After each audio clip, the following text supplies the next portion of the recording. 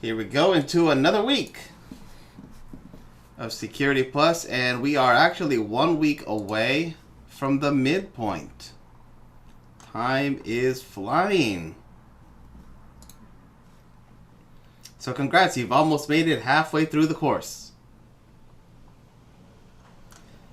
This chapter will focus all on things that relate with identity.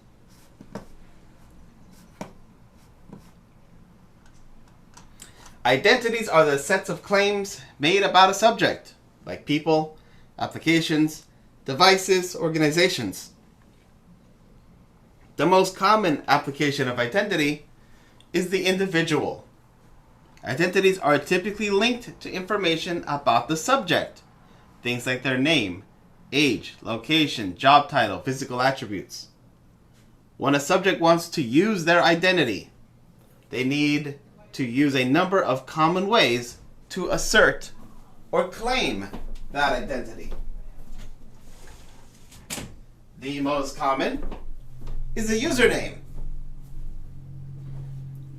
Also use things like a certificate or a token, an SSH key, or a smart card.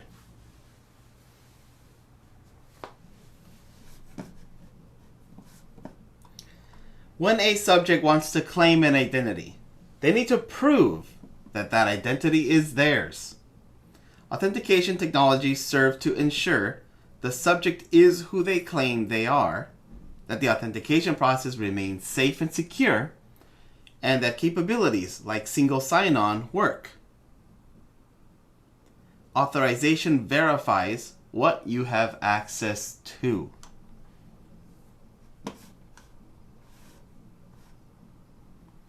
Some authentication and authorization technologies are the Extensible Authentication Protocol, or EAP.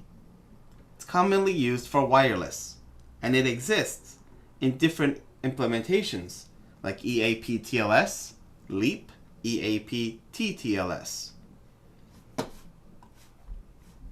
There's the Challenge Handshake Authentication Protocol, or CHAP. Uses an encrypted challenge and a three-way handshake to send credentials.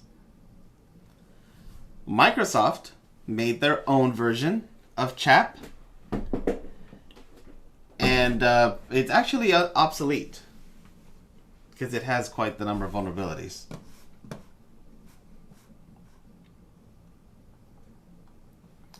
The Password Authentication Protocol, or PAP, commonly used with point-to-point protocol to authenticate users. It's not commonly found in modern implementations, but is supplanted by CHAP and EAP.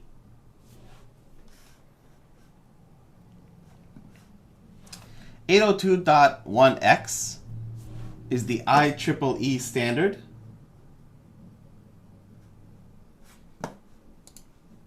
for network access controls. It supplants send authenticating requests to authenticators connected to authentication servers. Radius is the most common authentication, authorization, and accounting systems. Radius stands for the Remote Authentication Dial-In User Service. It can operate in both TCP or UDP in client-server model. Radius sends a password by a shared secret and an MD5 hash. The typical communication is encrypted using IPsec tunnels or other methods. This picture is a picture of the Terminal Access Controller, Access Control System Plus. Say that 3 times fast. It is a Cisco proprietary protocol. That is the big thing that you need to remember. Things like Radius, the most common authentication, authorization, and accounting. 802.1x comes from IEEE. PAP, CHAP, and EAP are all the older. Terminal Access Controller, Access Control System Plus is Cisco. The other big guy in this realm is Kerberos, named after the three-headed dog of Greek mythology. It is designed to operate on untrusted networks and uses authentication to shield authentication traffic. I know that sounds weird, but look at this process. It is composed of 3 parts. Get it? Three-headed dog, 3 parts. Ha ha ha ha ha ha. The primary, which is the username. The instance, which helps differentiate similar primaries. And the realms, the group of users. This technology is found everywhere, where a client makes the initial request and it goes to an authentication server. That authentication server gives the client a ticket granting ticket. You read that right. That's exactly the technical terminology. Client says, I want to connect. The server says, here's a ticket granting ticket. The client then sends back that ticket granting ticket plus an ID of the requested service that they want. That is returned with the actual ticket and a session key. Once verified, then the client can now connect to the service it wants using the ticket gained from this step. If that's confusing, please let me know.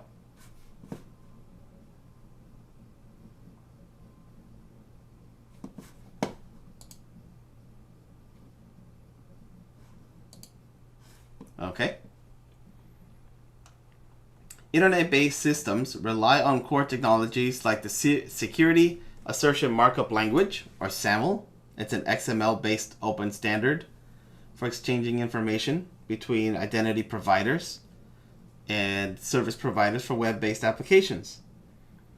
There's OpenID, an open standard for decentralized authentication using third-party sites like Google, Apple, GitHub. There's OAuth, open standard that provides a method for users to determine what information to provide a third-party application without sharing credentials.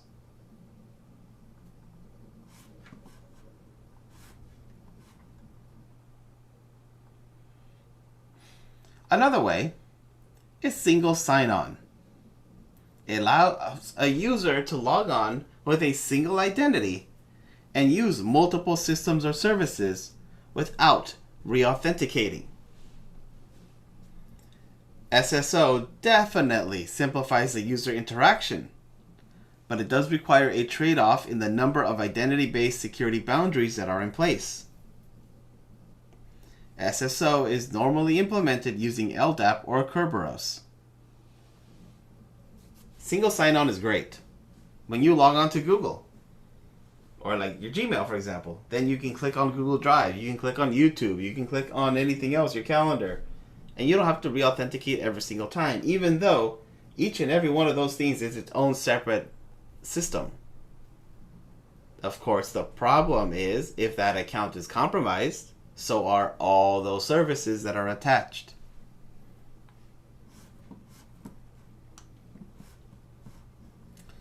Next is federation. Identity providers manage the life cycle of identities from creation through maintenance to retirement. They can be paired with relaying parties, which trust the identity provider to handle authentication and relay that to grant access to services. We have all these various applications, both external, internal. We have these domains where users live. They contact this federation in order to get access to these services. It's not necessarily single sign-on, but it's a way of saying this Salesforce or this SharePoint doesn't itself need authentication from these users who are in different domains, but they can all contact the same federated hub to ensure this is who they say they are. I'll give them access.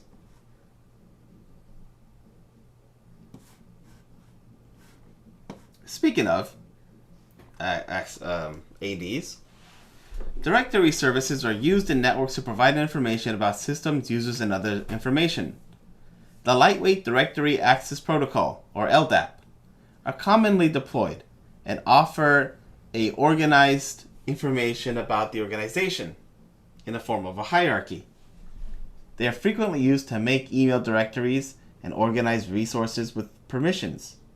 These must be well protected, as the same set of needs means directory servers need to be publicly exposed to systems or business partners. So yes, having a directory service is great because I can sort users in the right groups, in the right organizational units, and make all that nice. But if we're using federated systems or single sign-on, then our directory service has to be reachable to the outside world, which can be a problem.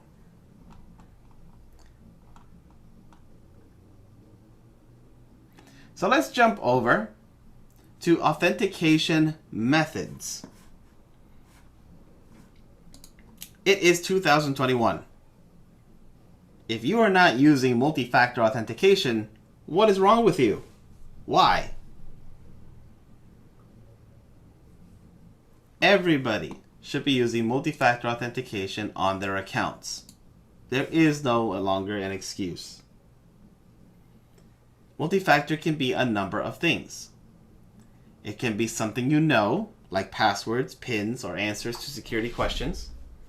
Something you have, like a smart card, a USB or Bluetooth token, or security keys. Something you are, like your biometrics, your fingerprint, your retinas, your voice print, typing pattern. Where you are, by using GPS. Something you can do. Windows 10 has a picture password feature, or guess your password on Android. Something you can exhibit, like a typing speed, or a similar pattern that you do. Or someone you know, a trust relationship from others.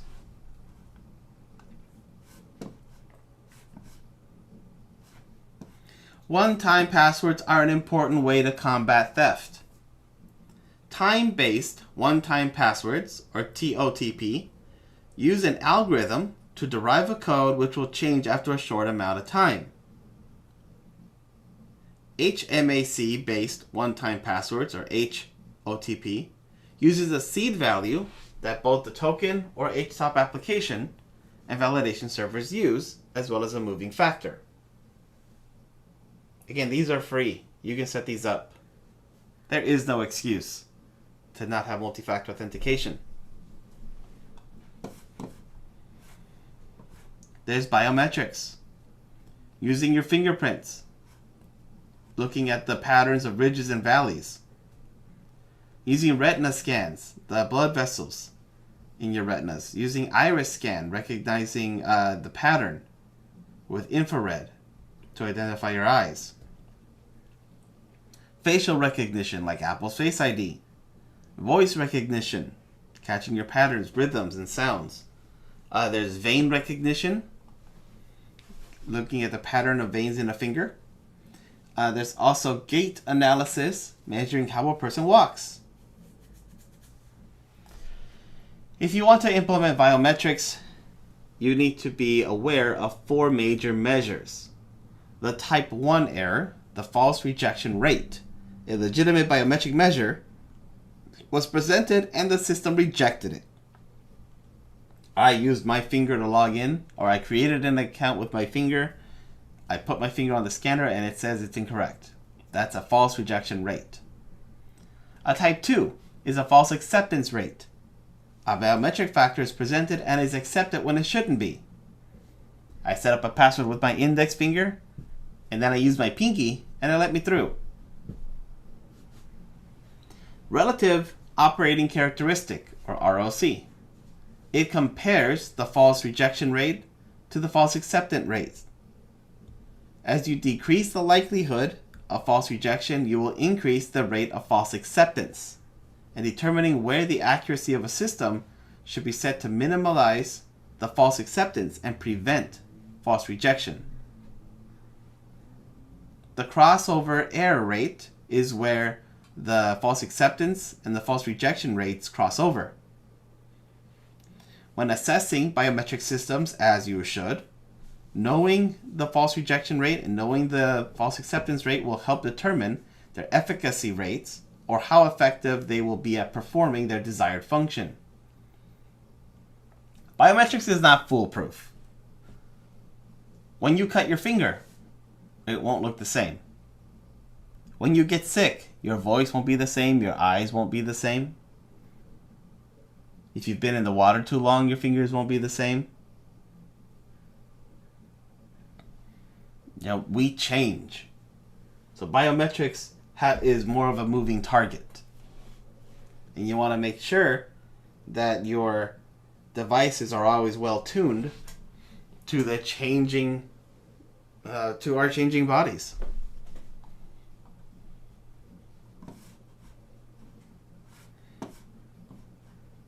So here you go. You want to find that middle ground. And it determines, or it depends on what system you're using. Some it'll do a much better job, some not so much.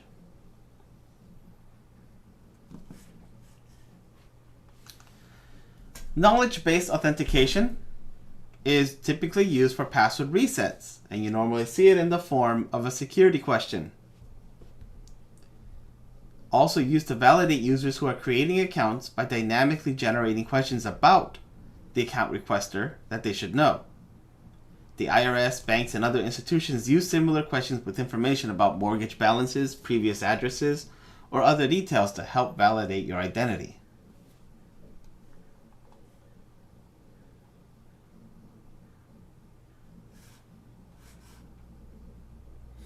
For individuals, hardware devices that support one-time passwords, public key cryptography for security certificates, and various security protocols like FIDO and Universal Second Factor provide management authentication. Password managers do this work as well. Computers have trusted platform modules, chips that have a built-in crypto processor to use and store for RSA keys. You also have hardware security modules that are independent devices or an expansion card who provide encryption and decryption services along with anything else cryptographic for the system that they're running in.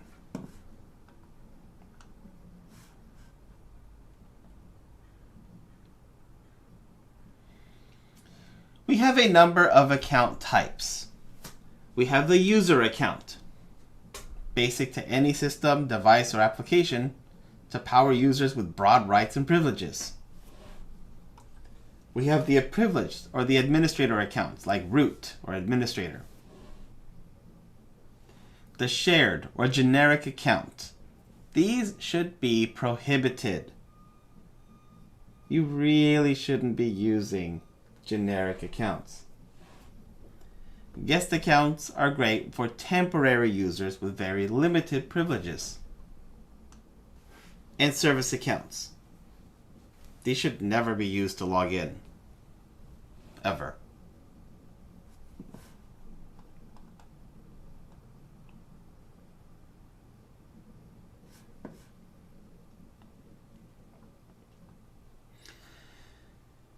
Account policies will dictate how and when accounts can be used.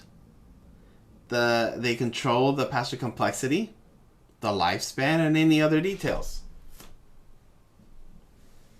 Password complexity is a double-edged sword. They can prevent easy passwords from being brute forced by using uppercase, lowercase letters, be a certain length, have numbers and symbols.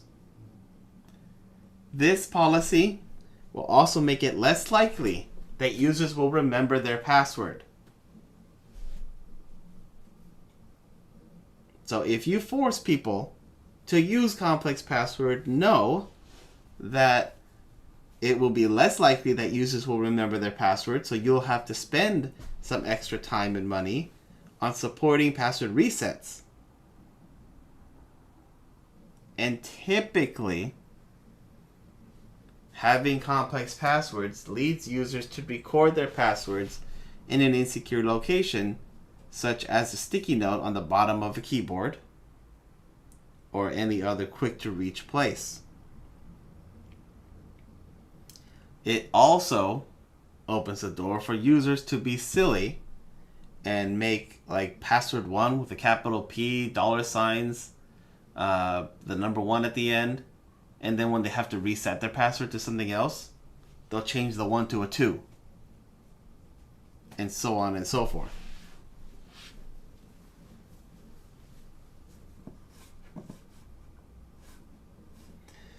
Password lifespan limits the maximum amount of time a password can be used.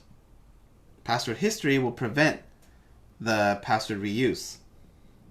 Time of day can prevent attackers from using accounts after hours. There's also geolocation, used to allow logins from a geofenced area. Account audits will ensure that accounts are configured as expected, have appropriate permissions and rights, and that anomalies are detected and dealt with. When an account has an issue, they can be locked or disabled.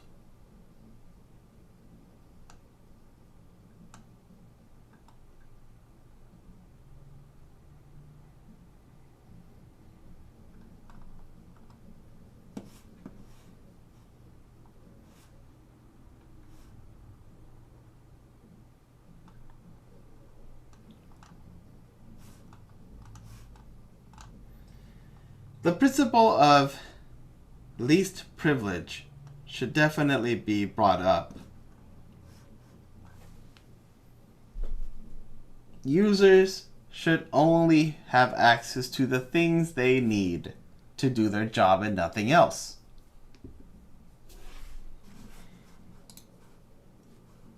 That makes sense, but in practice, it doesn't always work. People want to be able to install what they want. Like, they want to install their Spotify app so they can listen to music. They want to do what they want with their computer, even though it's the company's. For remote work, like we've been in this pandemic, the principle of least privilege is definitely something that came into play in order to allow people to work from home and only have access to what they need and nothing else, thus preventing anybody from being able to successfully listen and intercept and gain access to things that they shouldn't. It is a constant argument with users in order to give them access to what they need to do their job and nothing more.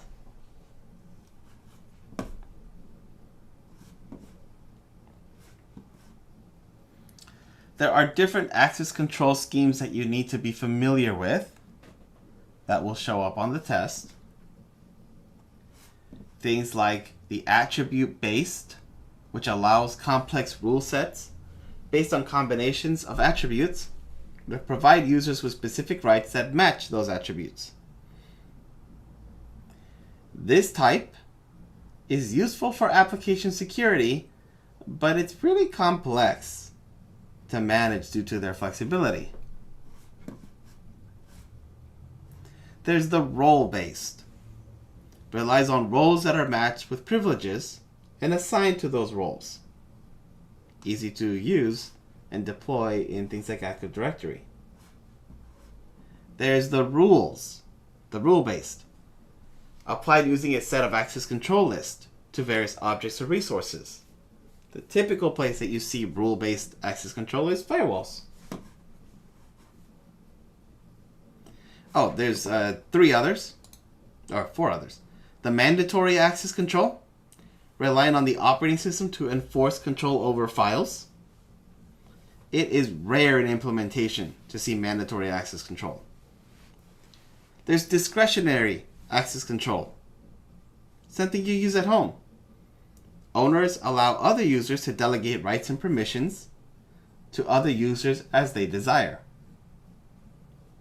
There's the privileged access management, set of controls, tools, and processes used to handle privileges for elevated accounts and rights. And the conditional access, the process of testing the security state of devices and users before allowing access to data, networks, or other resources. And speaking of permissions, let us not forget file system permissions. Controlling which accounts, what groups, what services can perform what action, like reading, writing, and executing files. Knowing how Unix systems and how Windows systems handle file permissions in things like X4, FAT, NTFS is definitely important for the exam. Understanding where to get those answers in a Windows system, or what command to run to get a certain type of permission, is definitely going to show up on the exam.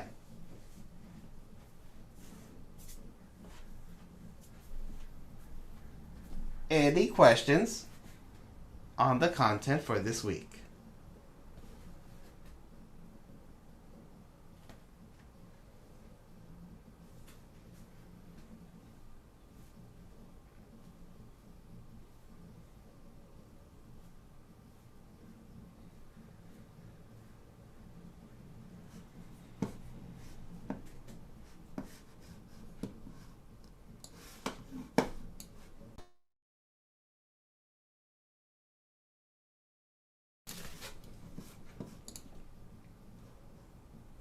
Okay. Seeing no questions.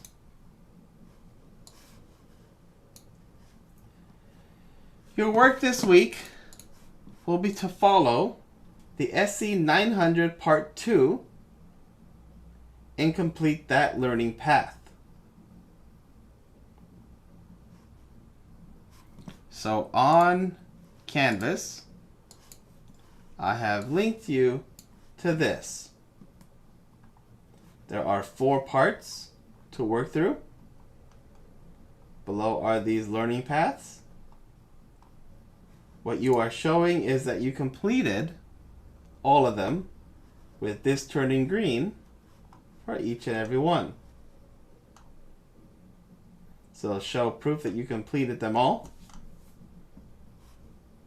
and that'll count the work for the week. I did make a note that if you so happen to be an overachiever and you want to knock out this specific little cert from Microsoft, I'll give you 3 times the amount of points. And I provided the link to that also in Canvas. There is a link that I can put in Discord where you can do some boot camp training that another student found, so you don't have to pay for it. And you just do the boot camp and you'll get a voucher to do the thing for free. Here it is. Copy link, and I will put it into the chat. So check that out. Again, if you show proof that you got the whole thing, the Microsoft Certified Security, Compliance, and Identity Fundamentals, I will give you 3 times the amount of points.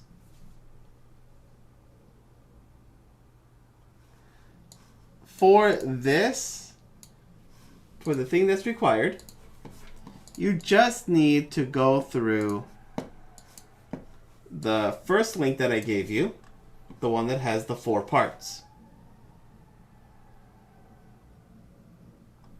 For the extra points, you have to pass the test, pass the cert test.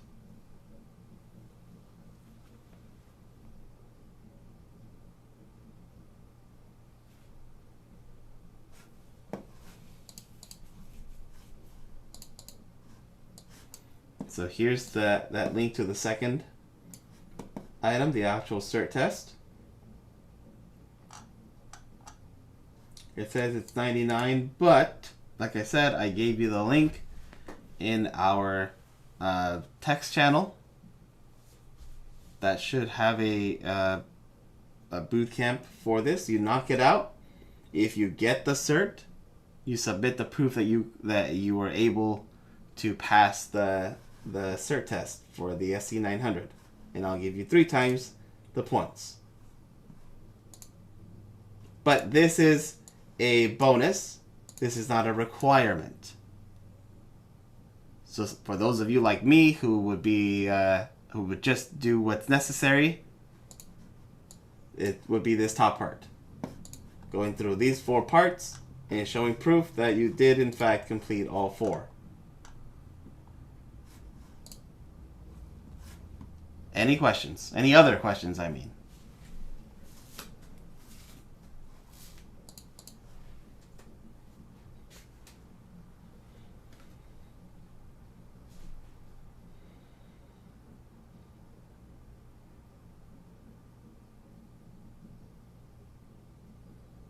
Okay, then off